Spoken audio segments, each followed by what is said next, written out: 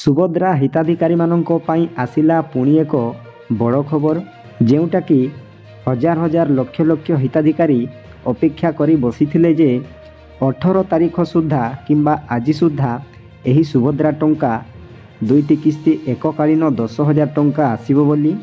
ମୁଁ ମଧ୍ୟ ଆଜି ଭିଡ଼ିଓ ନେଇ ଆସିଥିଲି ଯେ ଆଜି ମିଳିବ କି ନାହିଁ ସୁଭଦ୍ରା ଟଙ୍କା ବୋଲି, କିନ୍ତୁ ମୁଁ ଭିଡ଼ିଓ ମାଧ୍ୟମରେ ମଧ୍ୟ କହିଥିଲି ଯେ ଆଜି ଆସିବାଟା ବହୁତ ମୁସ୍କିଲ, ଯେହେତୁ ଆମ ପାଖରେ କିଛି ଅପଡ଼େଟ୍ ନଥିଲା କିମ୍ବା ସୁଭଦ୍ରା ହେଲ୍ପଲାଇନ୍ କଲ୍ ସେଣ୍ଟର ପାଖରେ ମଧ୍ୟ କିଛି ଅପଡ଼େଟ୍ ନଥିଲା କିମ୍ବା ନ୍ୟୁଜ୍ ମାଧ୍ୟମରେ ମଧ୍ୟ କୌଣସି ଅପଡ଼େଟ୍ ଆସିନଥିଲା। ସେଥିପାଇଁ ମୁଁ ଆପଣମାନଙ୍କୁ ଭିଡ଼ିଓ ମାଧ୍ୟମରେ ଜଣାଇଥିଲି ଯେ ଆଜି କେଜାଣି ସୁଭଦ୍ରା ଟଙ୍କା ଆସିବ କି ନାହିଁ, ଆଜି ଆସିବନି ବୋଲି ମୋର ମନେ ହେଉଛି। ତ ବର୍ତ୍ତମାନ ଦେଖନ୍ତୁ, ଉପମୁଖ୍ୟମନ୍ତ୍ରୀ ପ୍ରଭାତୀ ପରିଡ଼ା ଗତ ସପ୍ତାହରେ ମଧ୍ୟ ନ୍ୟୁଜ୍ ମାଧ୍ୟମରେ ପ୍ରକାଶ କରିଥିଲେ ଯେ ସୁଭଦ୍ରା ଟଙ୍କା ଏକକାଳୀନ 2ଟି କିସ୍ତି ଆସିବ ବୋଲି, କିନ୍ତୁ ସେ ସପ୍ତାହ ସରିଗଲା, ପୁଣି 18 ତାରିଖ ବା ଆଜି ସୁଦ୍ଧା ସୁଭଦ୍ରା ଟଙ୍କା ଆସିବ ବୋଲି, କିନ୍ତୁ ଏପର୍ଯ୍ୟନ୍ତ ସୁଭଦ୍ରା ଟଙ୍କା ଆସିଲା ନାହିଁ। ପୁଣି ଘୋଷଣା ହୋଇଛି ଯେ 22 ତାରିଖ ସୁଦ୍ଧା ବା 22 ତାରିଖରେ ନିଶ୍ଚୟ ସୁଭଦ୍ରା ଟଙ୍କା ମିଳିବ ବୋଲି ପୁଣି ଉପମୁଖ୍ୟମନ୍ତ୍ରୀ ପ୍ରଭାତୀ ପରିଡ଼ା ଘୋଷଣା କରିଛନ୍ତି। ତ ଦେଖନ୍ତୁ ଆଜ୍ଞା, କ'ଣ ପାଇଁ ଏହି ତାରିଖ ପରେ ତାରିଖ ବଦଳାଉଛନ୍ତି ନା, ଦେଖନ୍ତୁ ଅନେକ ହିତାଧିକାରୀ ନୂଆ କରି ଆବେଦନ କରିଛନ୍ତି, ତ ସେମାନଙ୍କୁ ପୁଣି ସାମିଲ କରିବା ପାଇଁ ବର୍ତ୍ତମାନ ଉପମୁଖ୍ୟମନ୍ତ୍ରୀ ପ୍ରଭାତୀ ପରିଡ଼ା ତାରିଖ ପରେ ତାରିଖ ବଦଳାଇଛନ୍ତି। ତ ଅନେକ କାରଣ ଯୋଗୁଁ ପୁଣି ତାରିଖ ବଦଳାଇଥିବେ, ସେ କଥା ତ ଆମେ ଜାଣିନାହିଁ, କିନ୍ତୁ 22 ତାରିଖରେ ସୁଭଦ୍ରା ଟଙ୍କା ମିଳିବ ବୋଲି ପୁଣି ଓଡ଼ିଶା ସମ୍ବାଦ ବା ନ୍ୟୁଜ୍ ମାଧ୍ୟମରେ ମଧ୍ୟ ପ୍ରକାଶ ପାଇସାରିଲାଣି।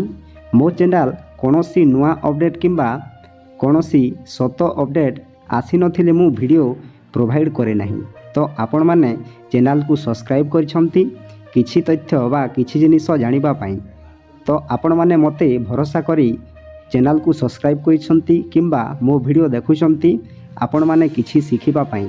ଦେଖନ୍ତୁ, ମୁଁ କୌଣସି ବିନା ପ୍ରମାଣରେ ଭିଡ଼ିଓ ପୋଷ୍ଟ କରେ ନାହିଁ, ତ ମୁଁ ପ୍ରମାଣ ନେଇକି ଆସିଛି। ତ ସେହି ଓଡ଼ିଶା ସମ୍ବାଦରେ କ'ଣ ପ୍ରକାଶ ପାଇଛି ଆସନ୍ତୁ ଜାଣିବା। ତା ପୂର୍ବରୁ ଆପଣମାନଙ୍କୁ ଗୋଟିଏ ଅନୁରୋଧ, ଭିଡ଼ିଓକୁ ଗୋଟିଏ ଆଜ୍ଞା ମାନେ ଲାଇକ୍ କରନ୍ତୁ, ମୋ ଚ୍ୟାନେଲକୁ ପ୍ରଥମେ ଆସିଥିଲେ ଗୋଟିଏ ସବସ୍କ୍ରାଇବ୍ କରି ଅଲ୍ ନୋଟିଫିକେସନ୍କୁ ଅନ୍ କରନ୍ତୁ, ଫଳରେ ଏହିପରି ହେଲ୍ପଫୁଲ୍ ନୂଆ ନୂଆ ଭିଡ଼ିଓ ଆପଣମାନଙ୍କ ଠାରେ ପ୍ରଥମେ ପହଞ୍ଚିବ। ତ ଡେରି ନକରି ଚାଲନ୍ତୁ ସମ୍ବାଦ ପେପରରେ କ'ଣ ପ୍ରକାଶ ପାଇଛି ଜାଣିବା। ତ ଦେଖନ୍ତୁ, ସୁଭଦ୍ରା ଯୋଜନା ବଡ଼ ଅପଡ଼େଟ୍ ଦେଲେ ଉପମୁଖ୍ୟମନ୍ତ୍ରୀ। ଜାନୁଆରୀ 18 ପରିବର୍ତ୍ତେ ଏହି ଦିନ ମିଳିବ ସୁଭଦ୍ରା ଟଙ୍କା। ତ ଦେଖନ୍ତୁ କ'ଣ ଅପଡ଼େଟ୍ ଆସିଛି।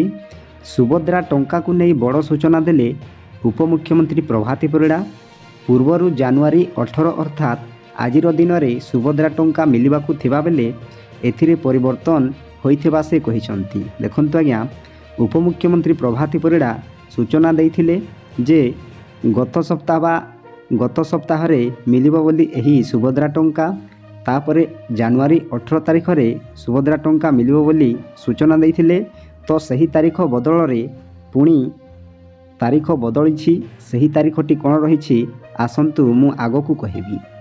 ତାପରେ 18 ବଦଳରେ 22 ତାରିଖରେ ସୁଭଦ୍ରା ସହାୟତା ଅର୍ଥରାଶି ପ୍ରଦାନ କରାଯିବ ବୋଲି ଉପମୁଖ୍ୟମନ୍ତ୍ରୀ ସୂଚନା ଦେଇଛନ୍ତି। ଦେଖନ୍ତୁ ଆଜ୍ଞା, 18 ତାରିଖ ବଦଳରେ 22 ତାରିଖରେ ସୁଭଦ୍ରା ସହାୟତା ରାଶି ପ୍ରଦାନ କରାଯିବ ବୋଲି ଉପମୁଖ୍ୟମନ୍ତ୍ରୀ ସୂଚନା ଦେଇଛନ୍ତି।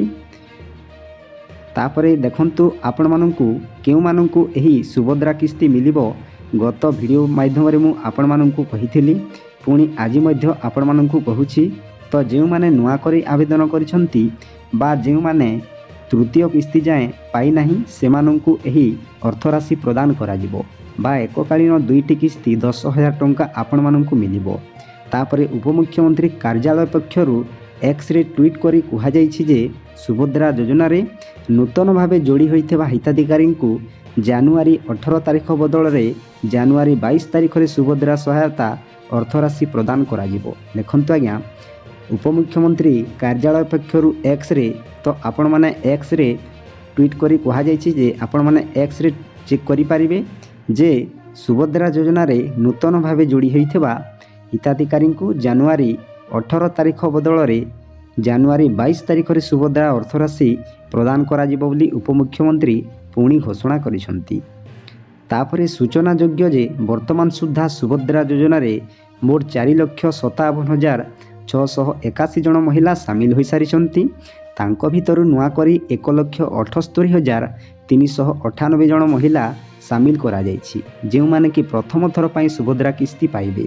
ଦେଖନ୍ତୁ ଆଜ୍ଞା, ସୂଚନାଯୋଗ୍ୟ ଯେ ବର୍ତ୍ତମାନ ସୁଦ୍ଧା ମୋଟ 4,57,681 ଜଣ ମହିଳା ସାମିଲ ହୋଇସାରିଛନ୍ତି।